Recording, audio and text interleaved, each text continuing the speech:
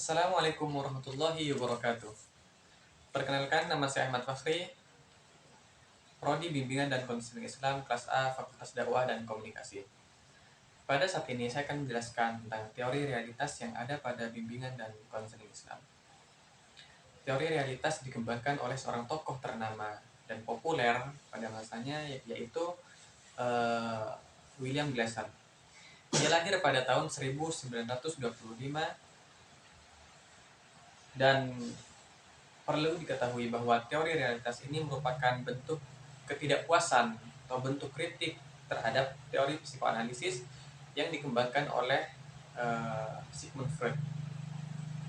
Ia berasumsi atau ia berpendapat bahwa teori psikoanalisis terlalu banyak tekanan pada perasaan dan riwayat masa lalu klien. Di samping itu, tidak ada penekanan yang cukup terhadap apa yang dilakukan oleh klien saat ini.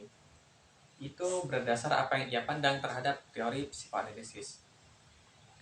Awalnya teori realitas ditolak oleh orang-orang pada masanya, pada masa William Glasser. Dan singkat cerita, setelah teori ini dipraktekkan di VA Hospital, teori ini diterima dengan baik oleh orang-orang yang bahkan menolak teori ini sebelumnya. Karena teori ini terbukti sangat efektif bagi orang-orang yang hidup pada saat itu.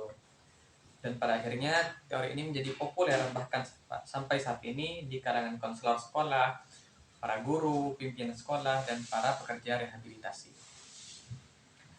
Teori realitas memiliki beberapa fokus.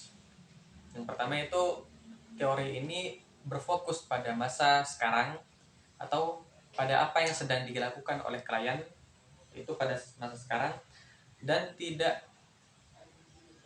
memiliki fokus terhadap masa lalu. Sekalipun ia memandang atau mengaitkan masa lalu tersebut selalu dikaitkan dengan masa sekarang. Itu yang ada pada teori realitas. Dan juga teori ini juga menghapus hukuman.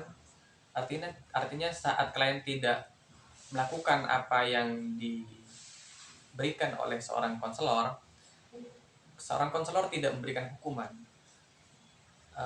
Dalam artian dari hal negatif yang seorang klien dapatkan dari perilakunya, itu sudah menjadikan hal tersebut hukuman. Jadi seorang konselor tidak lagi memberikan hukuman, tapi biarlah apa yang diterima oleh seorang klien berupa hal negatif itu menjadi hukuman bagi seorang klien. Dan konsep inti dari teori ini yaitu mengajarkan akan tanggung jawab.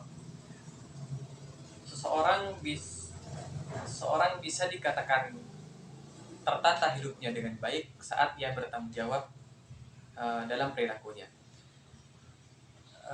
Jika disimpulkan, saat ada gangguan psikis yang diterima oleh seorang klien, William Glasser memandang bahwa hal tersebut bukan disebabkan oleh gangguan mental, tapi hal tersebut disebabkan oleh perilaku ketidakbertanggungjawaban yang dilakukan oleh seorang klien.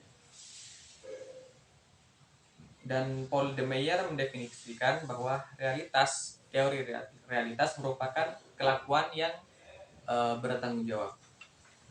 Dan penerapan konsepnya yaitu penekanan tanggung jawab pribadi dan rencana kesepakatan atas tingkah laku yang akan dilakukan oleh seorang klien.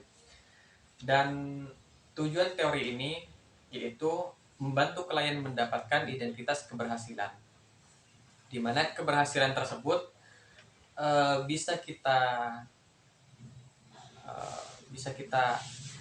kita bisa mengatakan bahwa seorang itu berhasil jika dia mendapatkan 5 indikator atau 5 hal. Yang pertama, kebutuhan fisik, yaitu kebutuhan materi. Dan di sini seperti halnya pangan, sandang, dan papan. Kemudian yang kedua dan seterusnya sampai yang kelima itu berdasar atau muncul dari kebutuhan psikologis, Jadi di samping seorang mempunyai kebutuhan materi, dia juga memiliki kebutuhan psikologi. Itu cinta, kekuasaan, kebebasan, dan kesenangan. Dan saat seorang atau klien mendapatkan 5 hal ini, barulah dia bisa dikatakan berhasil dalam hidupnya. Gitu. Namun yang perlu diperhatikan dari semua itu, 5 hal ini harus didapatkan berdasarkan 3 prinsip yang harus terus dipegang. Dalam artian salah satu dari 3 prinsip ini tidak boleh hilang dan semuanya harus ada dalam memenuhi 5 hal tersebut. Yang pertama, responsibility, yaitu seorang klien dan konselor itu memenuhi kebutuhan tanpa mengganggu hak orang lain. Jadi seorang klien berusaha untuk memenuhi 5 hal ini, kebutuhan fisik, cinta, kekuasaan, kebebasan, dan kesenangan, tanpa harus mengganggu hak orang lain. Dan yang kedua, reality, itu klien menganggap bahwa kenyataan yang sedang dia hadapi sekarang itu merupakan tantangan dalam memenuhi kebutuhan, baik itu dari apa yang sedang dia hadapi, situasi saat itu, kondisi saat itu, dan lain-lain gitu. Kemudian yang ketiga itu right, itu sesuai dengan norma. Jadi semua bimbingan atau semua yang ada pada bimbingan dan konseling, lebih-lebih teori realitas ini harus senantiasa sesuai atau sejalan dengan norma.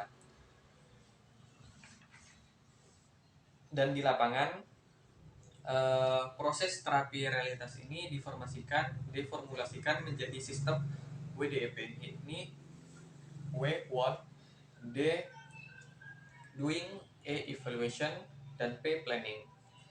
W1 yaitu konselor bertanya kepada seorang klien apa yang sebenarnya dia inginkan gitu.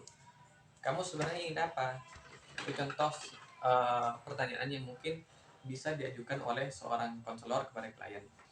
Kemudian D yaitu doing, di mana konselor bertanya kepada klien apa yang sedang dilakukan dan apa arah tujuan dari perilaku kalian tersebut.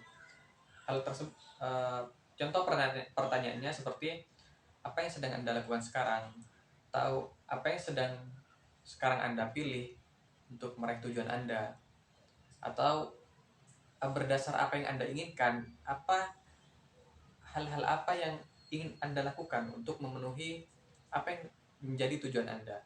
Itu contoh-contoh pertanyaan yang bisa konselor lontarkan kepada seorang klien dalam teori realitas ini. Kemudian setelah itu ada evaluation, yaitu evaluasi. Seorang konselor memerintahkan kemudian membantu seorang klien untuk melaksanakan evaluasi diri yang cermat, seperti misalkan konselor bertanya kepada seorang klien, apakah Anda mendapatkan apa yang inginkan dari hal yang sedang Anda lakukan, atau semacamnya. Jadi dari apa yang sudah klien lakukan sebelumnya, seorang konselor memberikan pertanyaan evaluasi kepada seorang klien. Apakah dari yang Anda lakukan Anda sudah menjadi lebih baik, atau Anda sudah mendapatkan apa yang menjadi tujuan Anda, dan lain-lain. Jadi jika misalkan perilaku klien yang sebelumnya membuahkan hasil yang baik bagi seorang klien, seorang konselor sebisa mungkin menjaga keistiqomahan dari apa yang sedang klien lakukan, atau bahkan menambah atau mengembangkan dari apa yang sudah dilakukan oleh klien. Sekiranya perilaku klien berinti atau berfokus pada tujuan hidup seorang klien, yaitu keberhasilan, identitas keberhasilan. Kemudian yang terakhir yaitu P, planning. Konselor memerintahkan dan membantu klien membuat rencana untuk memenuhi kebutuhan-kebutuhan dengan lebih efektif. Nah, dalam hal ini saat eh, perilaku klien sudah dianggap efektif, lalu seorang konselor memberikan perilaku-perilaku lain alternatif, apa perilaku yang bisa dilakukan klien setelah itu selanjutnya.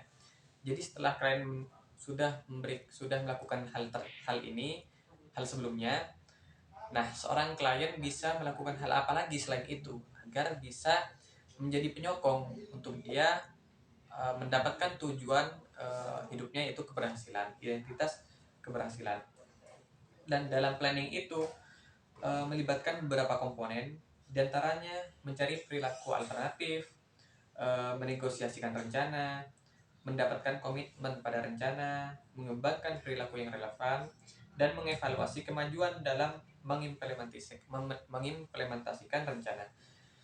Nah, dengan terpenuhinya sistem WDEP ini, diharapkan seorang klien bisa mendapatkan identitas keberhasilan yang sedang ia harapkan sebelumnya. Namun hal yang sangat perlu diperhatikan bahwa tidak ada bimbingan konseling yang mengganggu hak orang lain. Artinya 3 prinsip yang sudah saya sebutkan tadi, yaitu responsibility, reality, dan right, itu tidak boleh terlepas dari bimbingan dan konseling antara konselor dengan klien, seperti itu. Mungkin itu saja yang bisa saya jelaskan pada saat ini tentang teori realitas. Kurang lebihnya mohon maaf. Wassalamualaikum warahmatullahi wabarakatuh.